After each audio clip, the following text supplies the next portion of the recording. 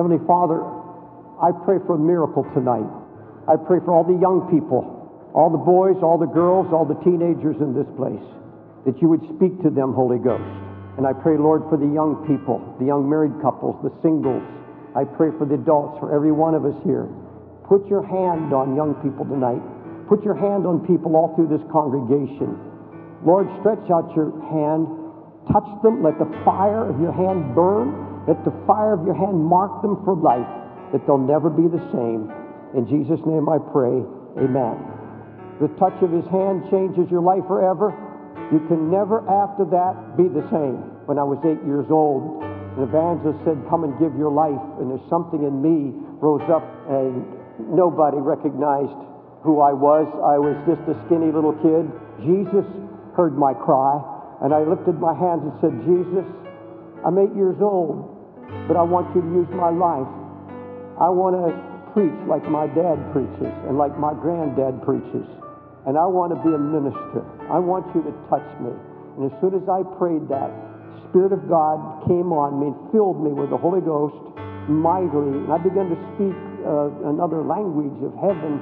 And he prophesied over me and said, God, use this young man. You heard his cry, and use me. I know that night, Jesus touched me. Jesus put his hand on me. But I remember when I was 10, 12, 15 years of age, every time I go to the house of God, there was something pulling, tugging at my heart. And I never forgot the time that he touched me. He said, you have enclosed me behind and before, and you've laid your hand upon me. And he'll hear your cry tonight if you pray it. There will be times you will feel very, very close to God. You will feel a drawing, a pulling toward him. You find yourself losing interest in what other people are doing. I have a purpose for your life.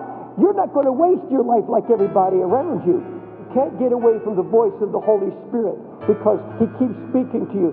Jeremiah said, how can any hide himself in a secret place that I shall not see him?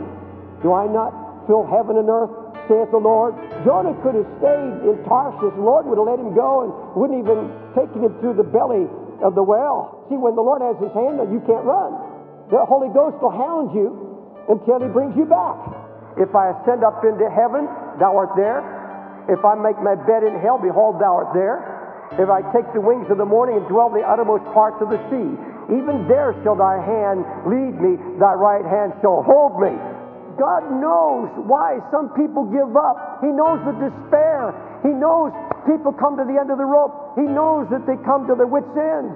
And he knows we make stupid mistakes. But when the Lord puts his hand on you, he's not going to let you go. He will go with you into your deepest despair. He'll go into your deepest sin. Sometimes when you go through this testing of your faith as a young person, no dad, no mom, nobody can help you. You're all alone with Jesus. Some of you are going through the test of your life, and God's hand is on you. And my Bible says, even though you make your bed in hell, I'm going to hold you. Even the devil tries to destroy you, I'm going to bring you out. When God keeps breaking through your darkness with light, if I say, surely the darkness shall cover me, even the night shall be light unto me. Yea, the darkness hideth not from thee, but the night shines as the day. The darkness and the light are both alike to thee. Thou art my lamp, O Lord. The Lord will lighten my darkness. And here's the difference. When the Lord has his hand on you, there may be times that you go through darkness. Not just one darkness, but many darknesses. But Jesus always comes through with his light.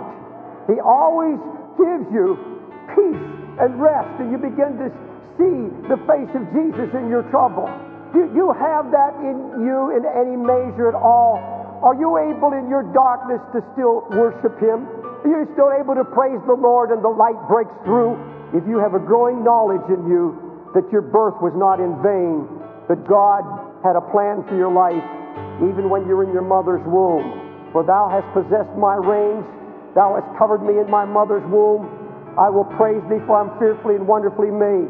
Marvelous are thy works, that my soul knows right well. Precious also are thy thoughts unto me, O God. How great is the sum of them. If I should count them, they're more in number than the sand. When I wake, I'm still with thee. Young people, Listen to me good now. The Lord had a plan for you, even in your mother's womb. If you had the touch of God on you, you hate sin. Search me, O God, and know my heart. Try me and know my thoughts. See if there be any wicked way in me, and lead me to the way everlasting. If you have the hand of Jesus on you, you don't want anything in your life that's evil or wicked. You don't want anything that would grieve the Lord in your life. So Jesus, turn the light on. Show me. If this is wrong, you show me. I'll lay it down. Because I want your hand on me. I want you to use me. I want my life to count. That makes all the difference in the world. Heavenly Father, find every young person, 25 and under. Find every one of them, Lord, that you're desiring right now, that you want to touch. Lord, bring them down to this altar and let them stand here and say, Jesus, I want to give my whole life to you. I want everything to be given to you, Jesus. Touch me. Jesus, put your hand on me. Pray this with me from the innermost part of your being. Jesus, I reach out to you from the depths of my heart, and I cry to you. I want my life to count. I want you to use me. Touch me, Jesus. Put your hand upon me. Call me. Touch me. Forgive me. Cleanse me. Give me power from on high. Help me to pray and seek your face and to know your will for my life.